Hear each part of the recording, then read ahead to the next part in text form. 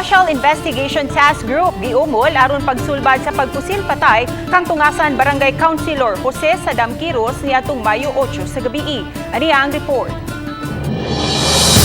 Isubay na karon sa mga personnel sa Investigation and Detective Management Unit kon IDMU ang dapit na hitabuan aron mahinabi ang mga nakauban ni Konsehal Jose Sadam Quiros dihang padung pakini sa food park pipila ka gutlo sa wala pa siya gipusil patay. Pagpakiginabi sa Lapu-Lapu City Police sa mga kabanay sa namatay nga konsehal diha sa buhatan ni Mayor Junard Ahong Chan kagahapon sa hapon, ilang gibutyag nga ang ilang pagtuo nga dili taga barangay tungasan ang mga namusil. Busa nagpatabang sila sa mga pulis aron pag-ila niini. Taga dito, mailhan nila ang mga tao kay gamay gud lang isla taga sa daw dito. Mga kailan na nila ang Mato ni Police Lieutenant Colonel Elmer Conchas, pangu sa IDMU, nga gipadapli na nila ang anggulong may kalabutan sa politika ang hitabo, kay wa sila'y nakitang basihan ni ini.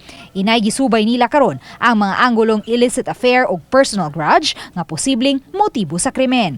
murag na jive sa dito sa personal grudge kaning ilang mga mga impormasyon.